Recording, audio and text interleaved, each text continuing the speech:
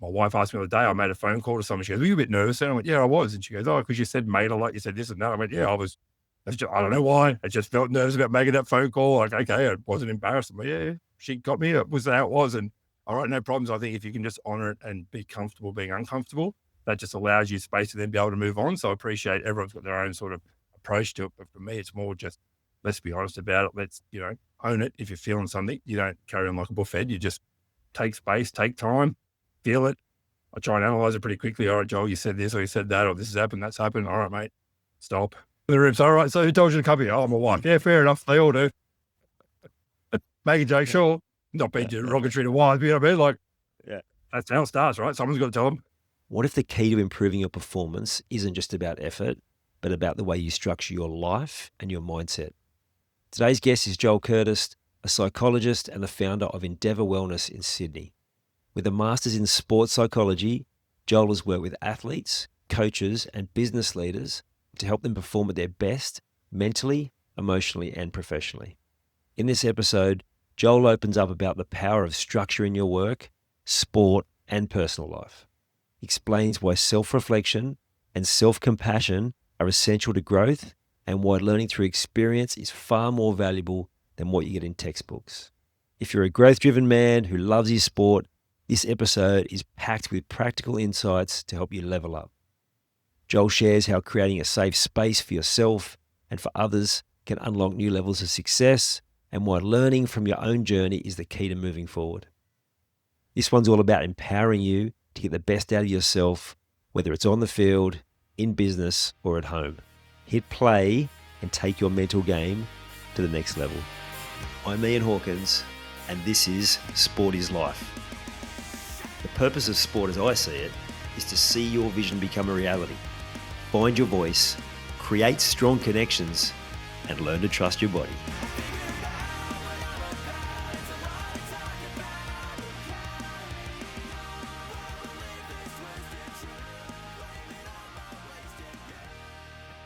Hey Joel, how you going? Good, thanks, Ian. I appreciate you having me on the show today. Mate, I appreciate it. Thank you so much for coming on. I'm really looking forward to diving into your expertise. You're a psychologist, like generally, but you also do specifically around sport business too. So it's areas I'm really interested in. Yeah, So nice. in your bio, you talked about how you're dedicated to understanding people's story. And I love that because this is all about storytelling and about sharing your story. So can you share with us how you got into psychology? Was it from your own experience, something you're interested in, something specific? Yeah, it's a bit of a unique story. I always like telling it because it's not quite your stock standard. Went to school, went to uni, graduated, started practice, and happily ever after. And it's a little bit more convoluted than that. I that's why I enjoy talking to people because I really love it, like yourself, hearing people's stories and diving into it. So I appreciate the opportunity. So yeah, I did my HSC. I won't give away my age, but it was a little while ago, and didn't do so well the first time around. So just was basically there because I had to be essentially, and wasn't really motivated other than just hanging out with my friends and playing a bit of footy at the time. It wasn't really a thing to study or go to uni, and I was pretty anti-university for whatever reason. I don't know why at the time, just fully anti it. So got through, got a bit of paper, got this thing called an ATAR. I was not very good at all. Mum and Dad said, "Right, what are you going to do now?" So I have to go get a job. So literally went to Centrelink back in the day, or the CES back in the day. That's how old I am. So back in the old CES days, and just had the job boards and went, right, what are you going to do? And okay, of all things, I found this job being a stonemason. They went, you just had to know the difference between marble and granite. I had no idea what marble or granite was, but went, oh, that'll do. Went for the interview, know the difference. Yeah, I know the difference. All right, and started my career as an apprentice stonemason, which Fantastic. Not for me, mate. I can't change a light bulb. I'm not handy at all. So I think I got about 2 years through that and just went, oh, no, this is not for me. And, and then I was riding a motorbike down a friend's farm, had an accident, broke my ankle, and thought, okay, I was in my mid-20s by then, thought, okay, I should start thinking about what's next. And I probably similar vein to you, mate. I love my sport. I thought, I don't mind telling stories. So I'll become a sports journalist. I thought, all right, so what do you have to do to become a sports journalist? All right, you got to do your HSC again. You got to go to uni. I was looking at that. So I went back to TAFE, did my HSC, realised English was not my thing. And then... That's a massive commitment to go back at that age to do your HSC. Yeah, not a popular decision with a lot of my friends because they're out drinking, partying, having a great time. I'm like, no, I'm putting my head down. They go, no, you're kidding, aren't you? I'm like, no, I'm deadly serious. I can do 12 months and, not drink and not hang out with you blokes as much. And yeah, so no, it was a big deal. And to be honest, that inspired a few of my friends to go back and do their HSC again. So I'm really glad as a little bit of a byproduct that inspired them. So yeah, definitely a big deal. Anyway, long story short, went to uni at Canberra, decided I was going to be a sports psychologist. That was really early days. Sports psychology wasn't really a thing, but I read a story about someone that was helping the Wallabies at the time and thought, yeah, I love sport, love talking to people. Thought that'd be for me. So down to uni at Canberra, a few years down there, back to Sydney. And yeah, here I am as a sports psychologist, which I'm really passionate about and love doing. How good. Did you play sport much when you were young? Like you said, you went to it, but like what did you go to? Yeah, like I played a lot of different sports. So, played a bit of soccer, a lot of cricket, a bit of rugby league, like touch footy, anything I get my hands on. I just love that whole playing with my mates. It's all just base level stuff, nothing to any massive level. So just hanging out with the boys, weekend sport, essentially. Where I live is pretty popular to play soccer and play sport. So that was the thing to do. So yeah, right into it from pretty much when I was 8 through till probably mid-20s, kept playing. So just weekend stuff, summer, winter, just loved getting out there. Yeah, you say just, but to me, that's like the essence of sport is the connections and spending time with mates. And like, I was talking the other day, like watching my young fella, he's 18, playing. It's only park level, but just saying to him, like, mate, these are going to be the best years. So just enjoy it because it's a time that you can't get back. I don't know if you've heard Roy Masters' quote. He said, there's no comparison to that feeling in a dressing room that 5 minutes after a victory. Yep. Correct. I like that. Yeah. It's a buzz, even at that level. Yeah. Correct. Yeah. Well, I've come back as an old boy. I played a bit of old boys AFL. Now I'm playing league tag with over 35. So I'm back into it now, having a bit of run around, a similar feeling. It's always good to just hang around the boys and build that social connection, particularly at my age. So that's a big part of it. So I'm with you. It's more than just wins and losses. It's about that connection and the social side of it. Absolutely. Yeah, 100%. So psychology degree, so you've done the journalism degree? You completed it? No, didn't. I went to uni Canberra to do a psychology degree, and uni Canberra has a lot of sports science subjects. I did a bit of sports science, but they also do a sports journalism subject or particular course. So I did a few subjects in my undergrad, but realised pretty quickly journalism and me is not the thing. So stuck to the sports psych stuff, but did a bit of sports science work while I was there as well. So that was a good mix of getting that physical understanding of the body as well as the mental side of it as well. So it was a good connection in terms of sport and performance. Yeah, it's good. I wanted to do that course, sports journalism course in Canberra. I didn't get the marks in the end. No.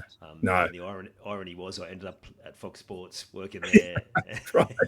Yeah. Well, I had a couple of mates who got it, and the ATAR you needed for it was ridiculous. I'm like, how? Anyway, it was very popular. So I agree, mate. Yeah, there's certainly more than one way to skin a cat in that regard, right? Like you certainly can get it done without the university degree, and yeah, absolutely. So you go into psychology. Like I discovered a lot of this stuff much later in life. It must have been a real eye opener for a sort of mid-20s that's been, on a bit of a different path. It must have just like blown your mind open in a lot of ways. Yeah. It did, yeah, absolutely. Like for me, I always saw psychology very differently. Like I appreciate the stigma that is around it or was around at that time, but for me, it was never about analysing people or thinking that I knew more than anybody else. For me, it was always about that connection, wanting to understand and help people. And because of my background and history, nothing untoward or massive, just I understood the importance of being able to listen to people is just something that I don't know why it just come naturally to me. Like I always just loved it. So I just thought, well, that makes sense. You go down there, you study, you work out what makes people tick, and you work out how to work with teams and get better outcomes for them. And, I always thought that I would just do that permanently and full time as a sports psych, but it turns out my skills and my background lend itself neatly to all aspects of psychology. So it's not just sport that I do, but yeah, that's definitely was the reason I started, just to connect in, help and be part of a team. Do you have a memory of back then, like something that you learned that was changing for your life as well? Because I know that all of the different modalities I've learned, there's always been something in there from that going, oh yeah, I really need to change how I live that way too. Yeah, look, to be honest, and it probably wasn't until after I finished studying and started getting into work that I sort of had some of those epiphanies. At the time, I'll be honest, it was more about just I was away living with on campus with a whole bunch of my mates. So, and guys that I'm still friends with. So I won't lie, I wasn't the most studious person, but did enough to get by, and then thought when I got back to Sydney and did all my postgrad stuff, I better take it a bit more seriously. Anyways, a little bit of a back end story there. But to be honest, most of the stuff I've learned without being disrespectful to unis or teachers or academics in that regard. I learned most of my stuff like hands-on, face-to-face.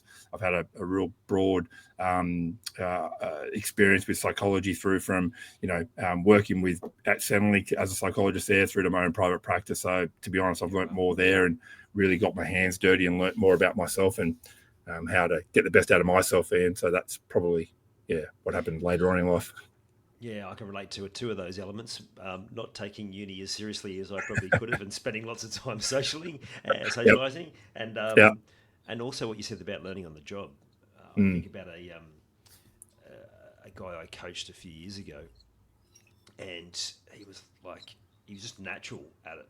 And I found him helping out in my group programs, and he was coaching, and so I got him to do some sort of coaching work there. And he's like, I feel I need to go get some modalities. I'm like, mate, I've just been coaching you for 2 years. You've learned everything that I've learned from spending, 5, 6, 7 years learning it. Yep. It's going to be so much more beneficial.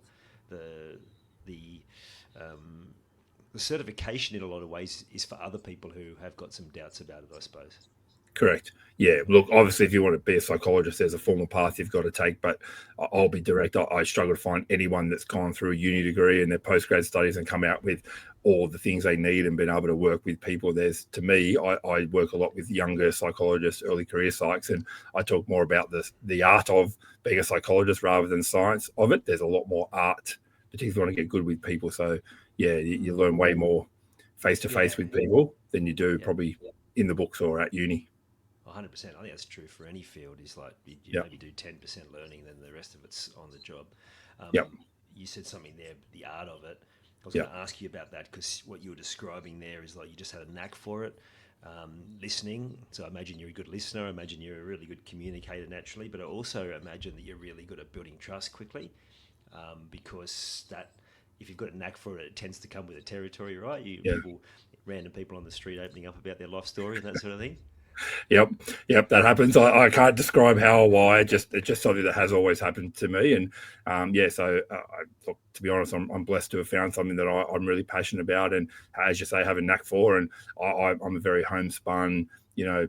What you see is what you get sort of person as a psychologist, as a person generally speaking. And so I really find those micro skills, the art, and I really work hard with early career psychs to say, okay, you've got your degree and you've got all the things you need, but what you don't have is that face-to-face, eyeball to eyeball, working with people in all sorts of forms and distress, and really high-fiving people through to people that are down and out. So you've got to have an ability to be relatable, as you say, to build that trust, build that rapport quickly, because if you don't have that, people aren't going to open up to you. They're not going to feel safe and confident, and that's what we want to try and create as psychologists. Absolutely. And they're not going to get the results. I mean, you talk about it again in your bio, you talked about helping them get success and happiness. If you're not good at those things you just described, well then they might have a good opportunity to offload a whole lot of things in their head, but they're not necessarily going to get the shift that they're after. Correct. You mentioned doing some work there at Centrelink. Yes. For a young bloke starting out, was that a bit of an eye opener? You must have had some interesting experiences there. Massive eye opener. That to me just blew my mind. Like to be honest, like I come from a bland, boring mum and dad background, living there I live in, like it just blew my mind. And then I felt really honored and grateful to be in that position where I'm trying to make a difference to people. So we're literally working with people that come out of jail. So they're in jail one day, come out the next day, and they come to Centrelink to get payment and get support. And they say, you got to go and see a psychologist, do an assessment. I'm like, okay, great. Thanks. Hey, how you going, mate? Like, what's going on? And so you learn how to really keep it nice and light and keep it all above board. I certainly had some clangers and had some moments there, and was given a lot of instant feedback, which I've kept in mind this day. I said to someone, I know you feel. He goes, how do you think you know how I feel? You haven't been in jail. I'm like, okay, that's what they told me to say, but I won't say I know how you feel, so I can appreciate it or I understand it, but I won't ever say I know, because even if I do know, I won't make that mistake again. And even my first manager said, I rocked up with a tie, and my first manager, I was working at Redford at the time, said, mate, do not wear a tie. I'm like, what are you talking about? He goes, because if someone gets cranky with you and they grab you up, they're going to grab your tie. So no tie for you on this. To this day, I'm open collar, never worn a tie ever again. That sort of thing. It was a bit wild back in the day, but I cut my teeth there and really got a lot from that, just working with people that are, as I said earlier, down and out and not in great positions, and to be able to just try and create a little bit of connection and rapport, even if it was just for a quick 30 minutes, 40 minutes. To me, that's how I cut my teeth, and always very focused on that when I meet people for the first time, just being very present, very comforting, as quick as I can be. Yeah, love that. Again, that's an example of having to learn on the run, because there's plenty of things that you get taught that don't necessarily work in the real world. Correct. I could just imagine that one. How the fuck would you know? Correct. Yeah. No, I didn't learn that in supervision, or that never happened in my placement. I'm like, oh, okay, fair enough. Not even to wear a tie. I'm like, no one at uni mentioned don't wear a tie. Okay. Yeah. Right. Thank you. Did you have any people come back? Like, do you have any sort of memory of it having an impact on someone, and actually they got enough out of it, they went, I need to speak to you again? Yeah, unfortunately, it seemed like that wasn't quite how it was set up at the day. It was more assessment and referral, so we didn't really get much of an idea of that. But I did have people obviously walk out at the end of it saying how grateful they were, and so to be honest, Ian, unfortunately, no, not in that role. But you get a bit of a sense that you've made hopefully a bit of a difference, and particularly in some of those lower socioeconomic areas that we worked in, like it wasn't all sweetness and light. So I was really conscious about just trying to create that good first impression, or that good comfort sort of approach. But unfortunately, not anything substantial in that regard, but like to think I did. Yeah, well, I think that, if we just set aside the instant feedback that you talked about before, like when you get that sort of other feedback of just how appreciative they are, I imagine that would have just hooked you in for life, right? Yeah, absolutely. Yeah, you do. It's like, elite athletes winning grand finals, that sort of thing. I appreciate it's not quite the same, but that's that sort of buzz that you do get. You get, like elite athletes, you get all the downside to it as well. So I can absolutely appreciate from that end. Yeah, there is that high and that good buzz that you get. And as psychologists, I'm super conscious about not everyone comes into psychology for the same reason. So obviously, as I'm working with for early career psychs or even more senior psychs, I'm very conscious about trying to work out how or why they're here. And to be honest, everyone's intentions are great, but you've got to be conscious that sometimes those intentions or what you want to try and get out of it can really get in the way of what you do when you're in session. So get a buzz from it, but be mindful you won't always get that sort of feeling from working with everybody, because it's not quite how it works in reality. No, that's right. Yeah, that's actually a great point. Don't chase the buzz. Like it's there for them, not for you. Correct. Yep. Yeah, exactly right. Yeah. It's a really interesting point you said there about professional sporting people, that buzz. It actually, from my experience in sport and as a supporter and hearing people describe it, it is very similar. I think the real positive about what we do, although if coming from a different background and lens, is that we can continue to have that in our life going forward. And I think that's probably a big part of what happens to athletes when they don't find that. So do you work with any athletes post-career? Yeah, we do. I'm part of a sporting network, mental health referral network. Yeah, so we absolutely do get a lot of people coming in post-career, or even as they get towards the end of their career. And a lot of the organisations, NRL, AFL, are doing a lot more in terms of education and wellbeing. So we're certainly trying to be more proactive in that space. But unfortunately, there's still the tail end of the older generation that didn't quite have that set up and support. So yeah, that transition from elite level to general life is definitely something that we do a lot of work around, and a lot of the organisations that I said are way more supportive of that, which is great. Yeah, I'd be curious to hear your thoughts on this, because to me, like what you've been describing about the work you do is like purpose, right? It's so fulfilling. I imagine whether it's sport people or business owners, or from whatever walk of life, if you're helping them find more success and happiness, then there'd be an element of you taking them down that path around their story. Yeah. So can you have maybe a bit of a description about that journey of how you would take someone on that path to help them find more of that buzz in their life? Yeah, well, look, once they've had the courage to show up, my first job is just to slow it down and really give them that understanding that I'm here and I'm listening and I care. And a lot of particularly male athletes that I deal with, try to be big and tough and strong, and particularly in an elite level sport, you've got to be even bigger, tougher, stronger. So for them to come in, sit in an office and acknowledge they've got some stuff going on, my first job is to go, okay, it's okay, and we're here and it's all right, and the feelings you're having are natural and normal. So I spend probably the majority of my early time just giving them that little bit of reassurance of what they're feeling is natural and normal, and to go from elite level to not is a big deal. And as you've identified earlier, Ian, it's probably easier for people like us because we can keep working for as long as we want, whereas an elite level athlete, there's a ticking clock. So it is a massive transition, and it is a big deal, and can have a significant bearing on people's well-being and their welfare. So yeah, we do that. And then what we do is, after we sort of acknowledged, the how, the what, the why, those sort of things, then we start talking about what opportunities might be in front of them and how they can sort of use some of their initial skills or their current skills to get them into, working life and that sort of thing. But it's also about preparing them for the realities that, you're going to go from, particularly if you're a high and elite level athlete, AFL, NRL, that sort of stuff, you're getting paid big dollars to potentially not. We've got to sort of talk them through the realities of that as well. So I'm a bit of a pragmatist in that sense. We try, once we get them sort of comfortable, we sort of talk about some of the realities, but then also try and come at it from a strengths-based approach. So, okay, well, you're very well versed at showing up. You're very well versed at performing under pressure. You're very well versed at working as a team. You're very good at following instructions. You're very good at those sort of things. So that lends itself neatly to a lot of careers. So just got to get used to the realities, but your skill set will naturally lend itself to some careers. So we don't necessarily do the career and education piece. A lot of other people do. That's more just the mental health, well-being, emotional side of things that we sort of focus on as psychologists in that sense. It's almost self-belief what you're describing there. Yeah. Yep. Absolutely. Yeah.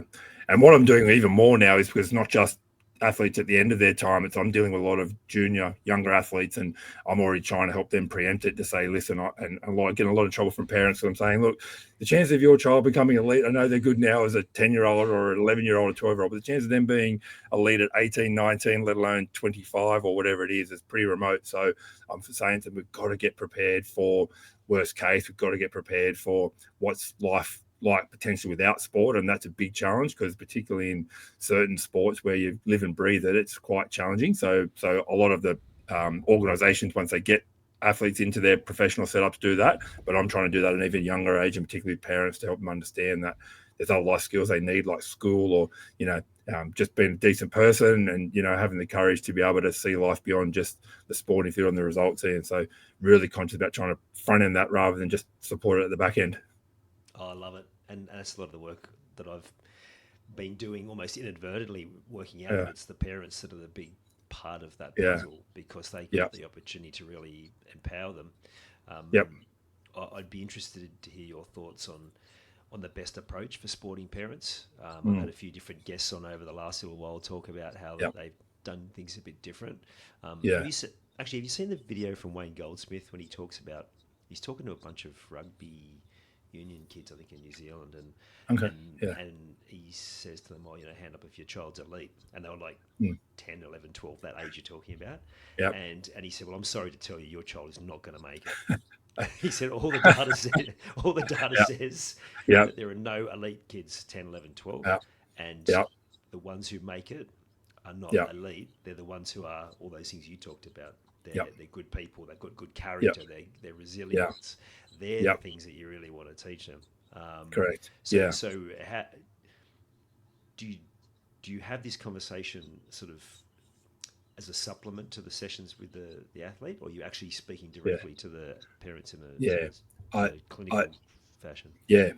As I said, I'm a heart on my sleeve, shoot from the hip sort of person. So I've got myself in plenty of trouble from saying things before I've earned the right to say things. And so I've got myself in plenty of trouble with different parents and different areas in my life for that. But I'm much more conscious about it now. But if they're coming in for a performance issue, we absolutely are talking about the performance issue. And part of what I'm trying to flavor is an understanding that, it's tough now and it's going to continue to keep getting tougher. So what we learn now will put us in good stead for, if we get to under 12s, under 14s, whatever it is, right? So I was trying to frame it that way, but I do flavor in, hey, there's other sides to this in terms of this may not work out for you. We're getting injuries and we've got to be prepared for that, and just talking to parents saying, hey, look, it's great that you care and it's awesome that you're passionate, but we do have to be very focused on the realities here, which might include not quite getting where we want to go. So I have to do it gently, even though they're coming in to see me and apparently I'm the guru and the expert. I've still got to do it very gently and very carefully, because parents are paying the bill. So I'm conscious of that too. So I don't want to fully offend them, but I do try and flavor it in there, mate. And the interesting that I'm talking to a lot of parents about now is female pathways and how much that has shown that there's a lot of elite female athletes now that didn't start playing AFL or basketball or soccer or rugby league or any of those sort of things. They were playing other sports. So I'm trying to highlight that parents go, hey, you know what? Your child is good at soccer, but also he's pretty tall, so he might be able to become a bowler of some description or a basketball player, or there's other sports we could try as well. So don't pigeonhole them at 8, 9, or 10 going, oh, they're going to be this or that. So try and use the female pathway as an option, as a conversation starter, because it's strictly true. And a lot of the sports science research says that specialization at an early age actually is detrimental. The less specialized you are, the more you can then later on when you're 15, 16, 17, go, oh, I've played a little bit of cricket, a little bit of baseball, a little bit of soccer, a little bit of rugby league, and lo and behold, I'm a good AFL player because I can track flights of balls and got good hand coordination. And who knew? I'll go try that. Yeah, there's lots of data now about the multi-sport approach. A couple of Correct. people come to mind. The young Aussie, I think he was the number 1 draft pick in the Major League Baseball. He had a really big cricket background, and that Correct. helped He him did in so many elements. Yep. Exactly right. All of it. And then I think about some of those rugby league and union players who have had a basketball background, and of course, what are they known for? Having these amazing offloading skills and exactly right skills. Yeah, exactly right. Yeah, we think about someone like Alex Carey playing AFL and then becomes, Australian wicketkeeper, right? So, and you think about the Ash Bartys of the world that can play golf and tennis and, AFL, you think, oh, far out, right? It's possible. Yeah, it makes you sick, though, as a sport. It does. It sickens me because I tried my whole life to be like that. Couldn't get there. Fantastic. Okay, so let's look at you having someone. Oh, actually, I was going to ask you this before. Yeah. You talked about working with different athletes. Is there anyone that you've worked with at like a high profile that you've seen a result and it's even surprised you just how well they've gone? Yeah, look, there's a couple of us. I can't name anyone, but yeah, there's a couple. To be honest, I tend to work with people just more on an ad hoc basis. So there's a couple of players that spring to mind that were quite anxious and overwhelmed when they first started, and they certainly come good in the end. But there's also been a few players that we've helped transition out, just saying this is not for them, and for their own safety and their own security, being able to give them some options and look at other things as well. And so it's not just the on-field stuff as well. Like I said, we want to try and take a whole person approach. So like there has been some, but there's also been some that just, in spite of our best efforts, haven't quite hit the spot either. And there's a lot of stuff that goes on in the background that we're not quite aware of. And I'm like you're a massive sports fan, and you only hear one side of it. And when you actually get on the other side and you can see what they've been through, what they're going through, you can appreciate why they didn't quite get where they wanted to go. And some of those problems are well entrenched and very difficult to resolve. So seen a few, but also unfortunately seen a few that haven't quite gotten where they wanted to go either. Yeah, you would have met Paul Heptonstall, I'm sure. Yep. And he talks about how, like, you got to look at the sport of rugby league and the brutality of it. Like, it's going to attract a certain type of person, and yet be expecting them to be these perfect role models, and that's just not reality, because so many of them have got stuff in their personal lives that we can't even imagine, most of us. Correct, yeah, and on Paul, like obviously he's been a stalwart of education and well-being, and thanks to his dedication and hard work over a long course of time, the NRL's benefiting from his hard work. So that's what I'm talking about in terms of whole of person, and understand there's more goes on, than just what we see on the field. So definitely people like Paul and other organisations have done a great job now understanding the well-being and the psychological elements that go into high performance athletes. Yeah, absolutely. Can we just come back to your story a bit now? I'd love to hear, for the listeners' benefit, how you've managed to balance what I'm sure is quite a busy business that you've got running, because you've got a few different arms to it. Like, how have you done, because for me personally, sometimes I'm spending a lot of time and energy helping everyone else, and sometimes you can get a bit overwhelmed by your own stuff. So how have you managed to balance that over the years? Yeah, one of my positives and one of my negatives, I'm a creature of habit. So if I find something that works, I'll just stick to it, like regardless of what it is.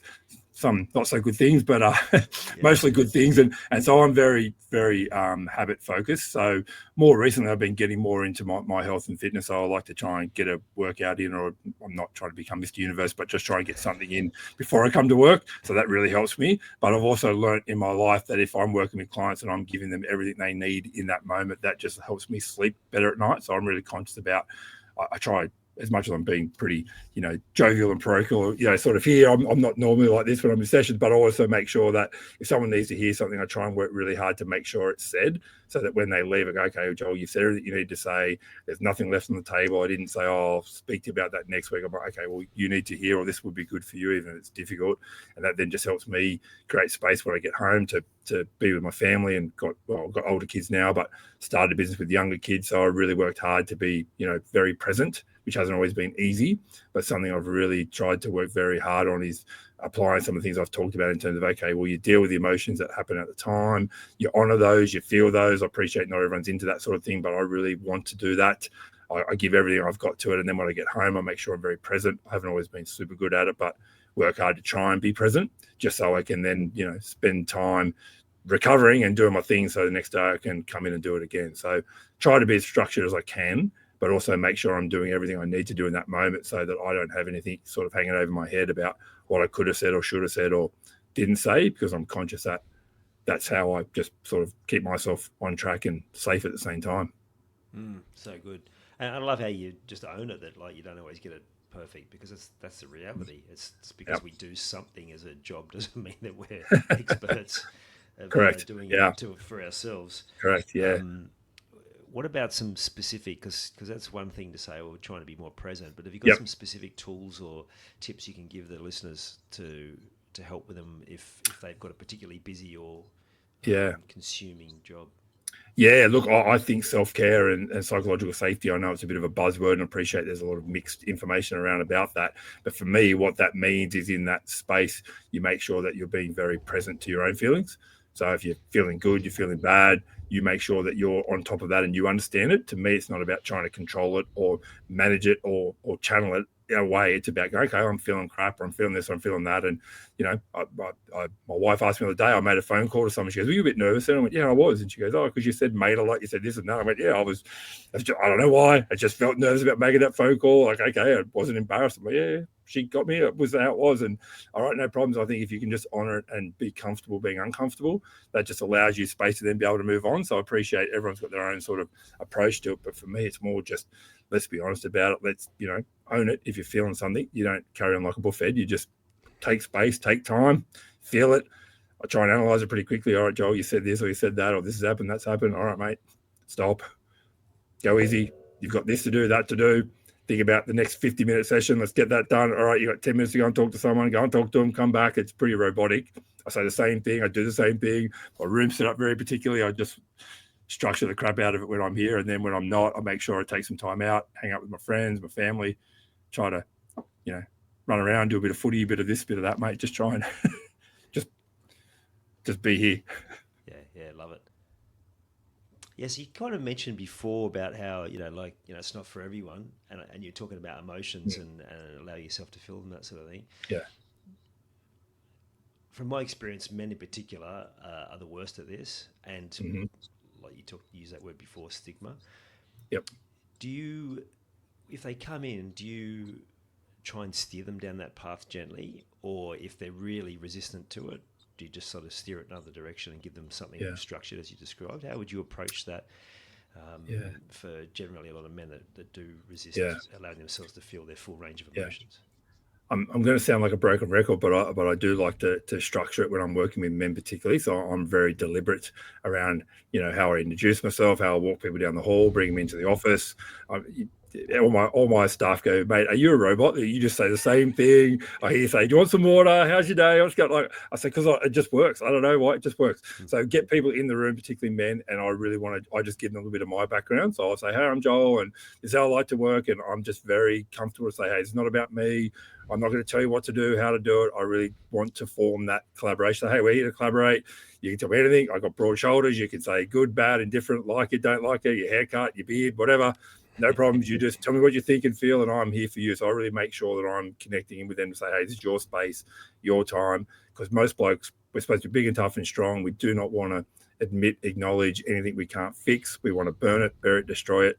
I don't want to feed into that. I do not want people to feel weak or make them feel worse. So I'm really conscious about just trying to set that up and say, hey, I'm happy for you to start it wherever you like. We can start beginning, middle, end. Is there somewhere you want to start? Then they'll just start talking. And like you're doing today with me, and just, hey, you talked about, or you mentioned all the skills you're doing in this podcast. And I'm sure when you're doing your coaching work, right, like it's very similar, just trying to be gentle.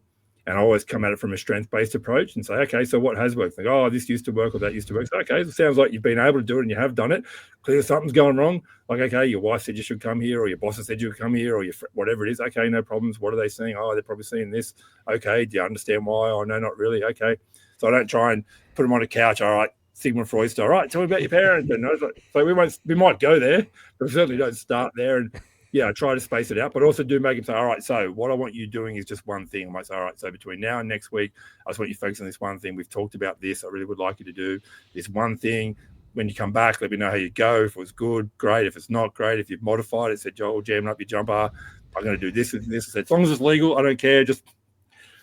And so try and collaborate that way. A lot of psychs talk about homework or thought diaries or mood monitoring. I'm like, I don't met many guys or any guys that go, I can't wait to do homework and get this diary. I mean, we do get to that, but I think initially trying to work with them and be where they are and start where they're at, I think for men particularly is the safest and best way to start, mate. That's just been my literally experience from feedback. I love that. Yeah, great description.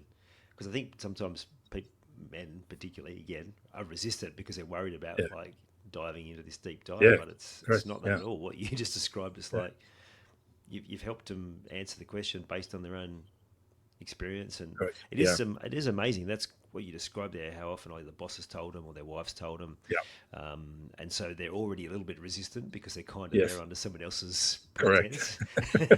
Yep. So I was like the elephant in the room. So all right, so who told you to come here? Oh, my wife. Yeah, fair enough. They all do. Make a joke, sure. Not being derogatory to wives, you know what I mean? Like, that's how it starts, right? Someone's got to tell them. Oh, I think sometimes you need permission from people. Correct. You do. You need someone to go, it's okay, and well, that's good because I'm sure they have a great experience with you. Yeah. Then allows them a space to maybe open up if they're ready. But ultimately, a lot of it's just what you said, finding the bright spots, find what's already working, and help them steer back to that. Correct. Yeah, I'm big on strengths-based. I really am. I do value that, and always start with a what's right with you conversation rather than a what's wrong with you conversation. Because if we start there, then we can get to the what's wrong. It's a bit safer, and that whole vulnerability. And I appreciate, again, talking about psychological safety and people talk about it, but to model it is what I'm about. So, all right, sweet. I don't profess to be the guru. I say that to them, say it's not. I don't have a magic wand. Or I'm not the guru. I'm someone in a chair with experience, but you just tell me where you're at and we'll have the conversation. So it mostly works. I won't lie and say it always works because it doesn't.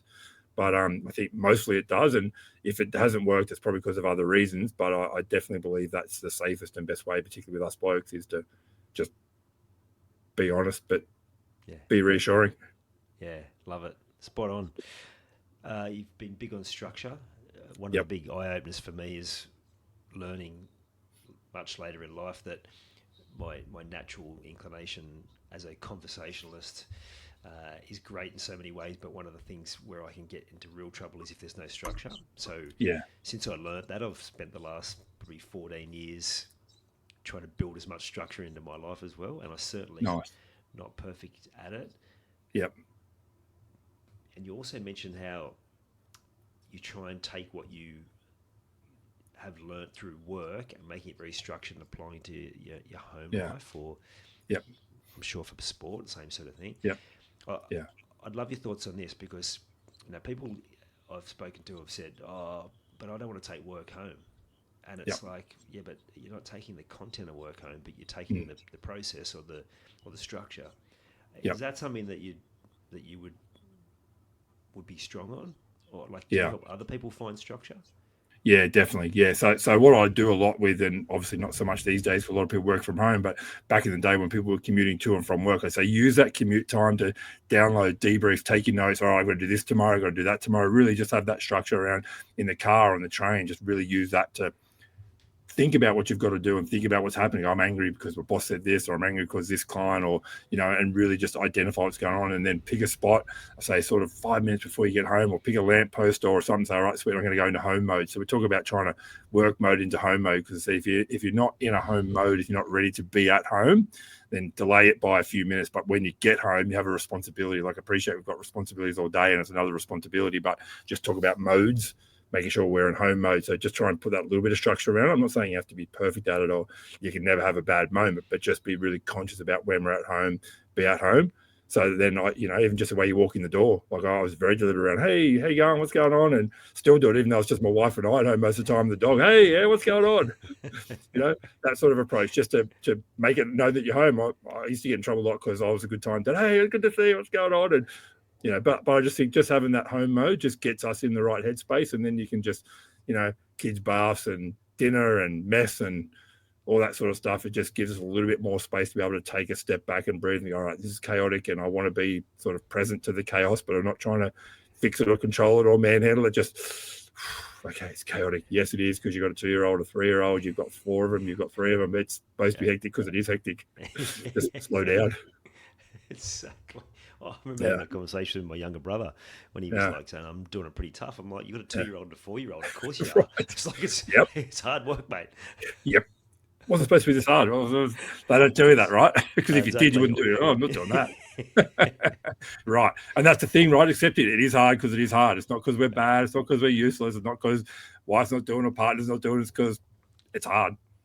That's 100%. Yeah. Have you seen Dr. Adam Fraser's work when he talks about the third space? It's much like you described there. Yes. About that home mood. Yeah. Yes. Yeah. So good. And I loved it. He told that story of the guy who rebuilt the front of his house so he could go to his room first, so he could sort of switch off and get himself in home mode.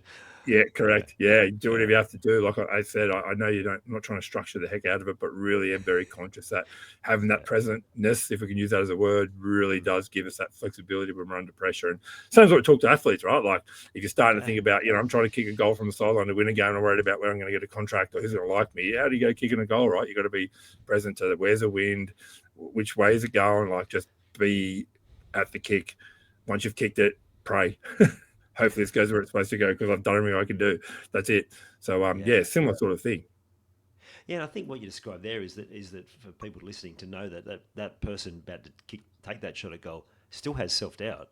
Correct. It's their ability to come back to the right steps that's going to work for them that allows them to still be successful, correct. right? Yep.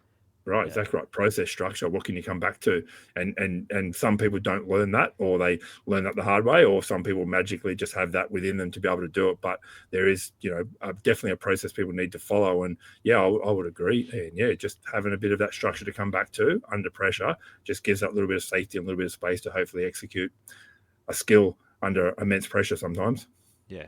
Whether that's on the football field or at home with young children. Correct. Exactly right. Pressure. Right. Yep. Exactly. It is. Absolutely is. Yeah. Absolutely. Now you said that you took more from your experience, so you might not be able to answer this as someone who's just studied it. But is there a psychology around structure about why it works? Look, to be honest, I'm not really an academic as such, and there absolutely is, around that sort of thing. And a lot of the current research talks about being mindful and being present. So there's a lot of evidence and support around like ACT and mindfulness-based therapies around that sort of thing. So just being very alert and very aware. But in terms of the structure, that's probably more just my homespun way of saying, hey, just have that little bit of process in place. There's probably a PhD in it for me if I ever wanted to do it. I'm sure someone has done it. So one of your listeners could probably message you or send me a message and go, Joel, there's this research and everything. Okay, great, thank you. This is all just my experience and what I know works as opposed to evidence-based as such. So it's a good question. Probably should have just covered myself a little more and said, this research and that research. I couldn't think of it off the top of my head. I'm sure there is, mate. I'm sure someone could help me out.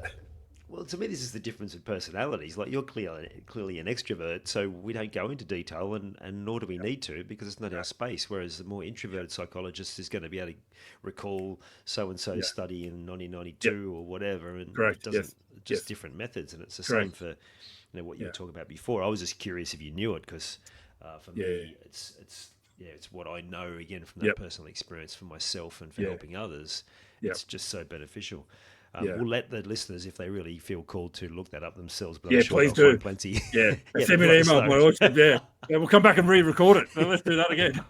Right, this is what happened. Exactly. I, I find that there are times where, even though I'm conscious of it and I'm being present, I still take on other people's stuff, and I can walk out Of course. from a day of working Yeah, with people and just feel really yeah, heavy. yeah. Of There'd course. be other people who do similar work and Yep. who guide or coach or Yeah, manage or lead or whatever. Like, yeah. what advice have you got for them to helping them detach? Yeah. Look, to be honest, again, I don't know detachment is in our best interest, particularly for people like you and I that actually care and give a rip about people. I think detaching can be quite dangerous, but we can't attach to everything. So it's more about how we identify when we're attached or how we're hooked up, and what we need to do is step back and create space. So as much as I'm being jovial, as I said, I'm super conscious that, yeah, you can and you do get hooked on people's stories. And that's one of the devastating downsides of being a helper and being it's not just in our industry, whether it's coaching or being a psychologist, as you say, it can be leading teams, right? You lead people, everyone's got problems, and it's very hard to detach from that, and it can become quite consuming. So I just say to people, you got to make sure you put good boundaries around yourself. And I say to every psychologist who's ever set foot in my office or my practice or whatever it is, to say, hey, we didn't cause the problem, so we aren't responsible for fixing it. We have to have the approach that we understand it and we can help, but we didn't cause it. So we need to really just put the emphasis around them and helping people understand they have a responsibility in this. And if we're getting consumed by what do you think and what we should do, we have the courage to say, hey, listen, I don't know, because it's not my life. All I can do is say to you, this could help, this could work, and being very deliberate around that. But to not be hooked on it is impossible. So you just got to, again, I walk out the door, I work really hard to understand the emotions and the feelings. I used to have a little bit of a process where I would shut my office door, like my front office door, and say, all right, sweet, whatever's in there stays in there, and try to work hard to disconnect from it. That hasn't been simple.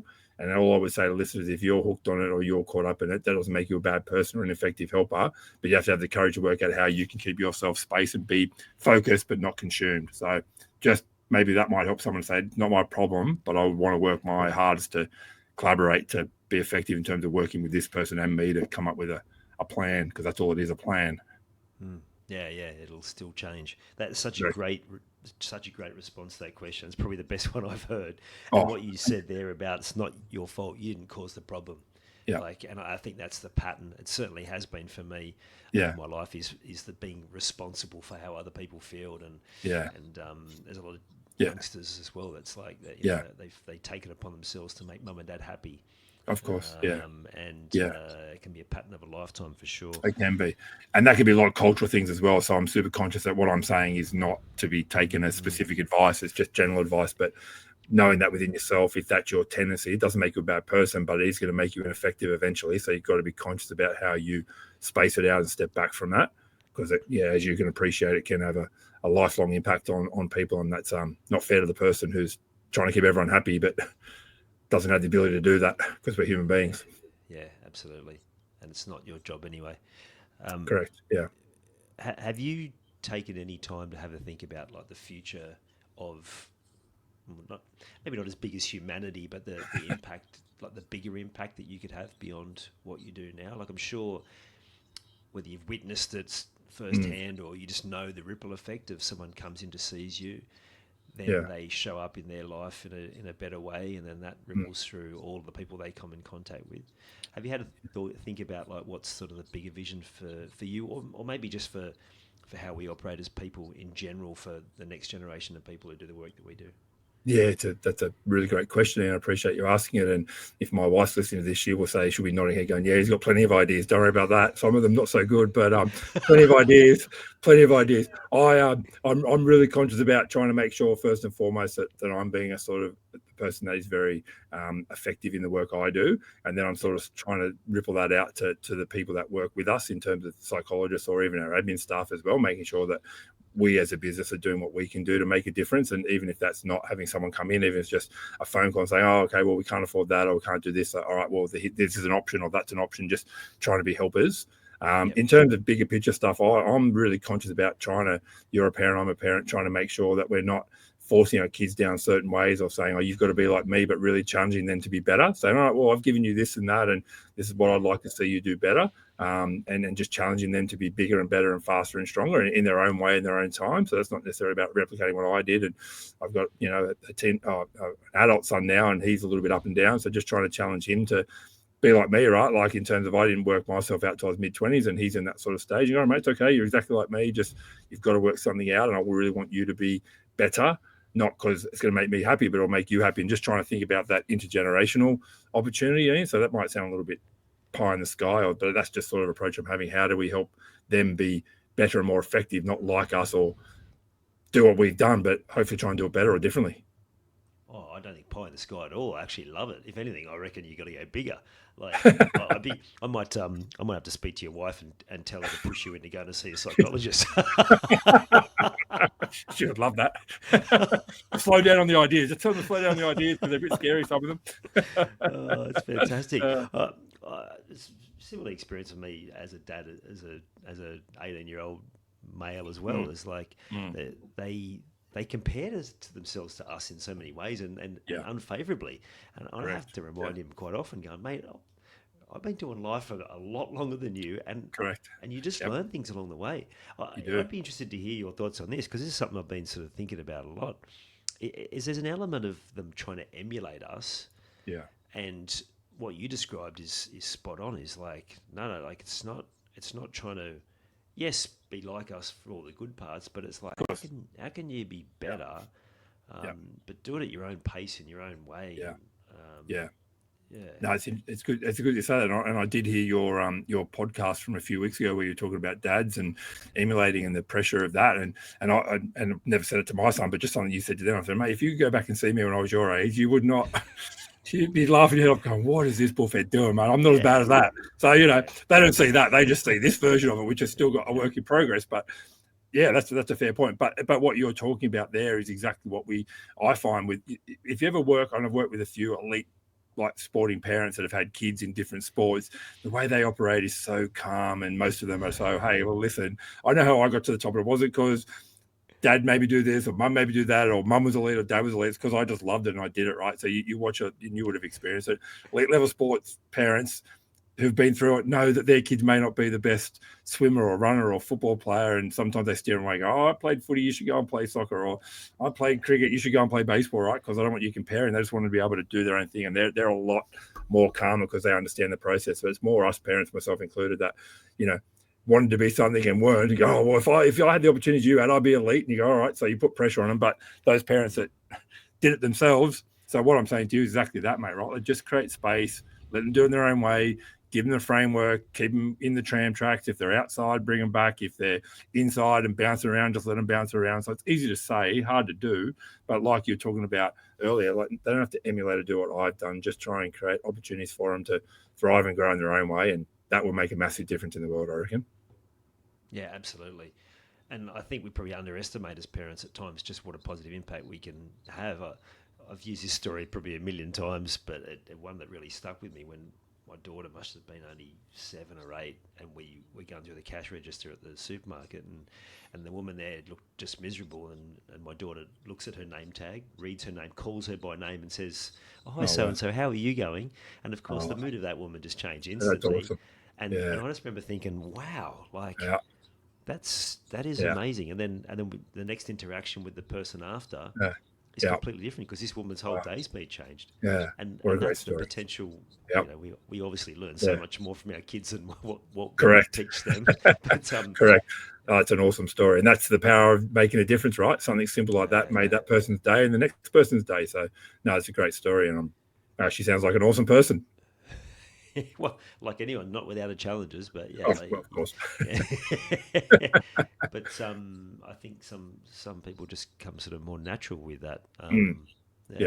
But again, it's like that opportunity for us as parents to be able to have that positive effect if we are doing it in a more gentle and guiding way, rather than this is how it has to be. I was just thinking as you were talking, I wonder if this is part of the problem. Well, there'd be two extremes. Some parents push their children, like our generation, push them really hard so that they almost are repeating the pattern. But for me, I probably felt like I didn't get pushed enough, and I would have liked more guidance and more steering towards some of those things maybe that I was good at. Like, what sort of experience have you had with that? No, I would agree. No, I would agree. Absolutely. Yeah, I'm probably in the same vein. Like, I would have loved a little bit more pushing or guidance or whatever it is, right? Not that it was bad, just that's how it was. And thankfully I found my feet and it's fine. But yeah, I agree. There's a balance between too much and not enough. So I would say to people, just err on the side of balance. But yeah, I definitely think there's a fine line between, too much pushing and not enough. So you're right. Like we talked about, just try and provide that framework. If they're outside the framework, bring them back in. But if they're bounce around within it, step back and breathe and understand that you probably did the same, not you, but people probably did exactly the same thing. So if you just were more reflective of our own life and went, well, I know what I was doing then. So as long as they're within the guidelines, give them some space and time and give them that good bit of feedback and plant seeds. And mostly it works out okay, probably better than we imagined. Oh, absolutely. I'm just so thankful that there was no social media back in our day, because like you said, if the walls of uni Canberra could talk, look out. Exactly. Fantastic. Joel, you've been really generous with your time, and I know you've got to go shortly. So just like any sort of closing thoughts or anything you want to pass on to anyone who's invested in themselves in this last sort of 50 or so minutes. Yeah, look, I really appreciate the opportunity, and thank you, mate. I've really enjoyed talking to you, and I've gotten a lot out of today's conversations. I would just say to people, like, let's really work hard on that self-compassion. You've talked about it in other podcasts, and we talked about it today in terms of comparison and emulating. I really just want to encourage people to slow down and think about what's happening to them internally. You're not going to be able to physically manhandle or change something in a heartbeat. You've got to have the courage to be able to be self-compassionate, be reflective, really think about where you're at, because the only person you can influence is yourself. And by chasing or comparing or contrasting and doing all those sort of things, you're just actually getting further away from where you want to go. So I'm not suggesting you just kick back and give up and whatever it is, but also having the courage to just create that good little boundary between, I want to be really efficient, very structured, but also want to be flexible within that to understand how I feel. Good day, bad day. Sometimes I do it right, sometimes I don't, but just really work hard to be more self-compassionate, more at ease within yourself. And I think if people can get that right, the rest of it takes care of itself. Great answer. Mate, thank you again for coming on. I appreciate it. No problems, Ian. Thanks very much for having me. It's been great chatting to you. Cheers, mate. That's it for today's episode with Joel Curtis. It was a deep dive into the power of structure, self-reflection, and embracing your strengths to improve both mental and emotional performance. As you think about what we've discussed, consider how these lessons can shape your own life game plan. Creating structure in your life to bring clarity and direction, spending time in self-reflection to understand your growth areas, practicing self-compassion to become your own best ally, using a strengths-based approach to maximize your natural abilities, and owning your emotions to take full control of your performance. If today's conversation resonated with you, or you know someone who could benefit from these insights, please share this episode with them. It could make a real difference in their journey. You've taken the time to listen to this whole episode. Now it's time to take action. Commit to one thing you've learned today and make it happen. And to avoid any obstructions, join the Sport is Life movement by clicking on the link in the show notes.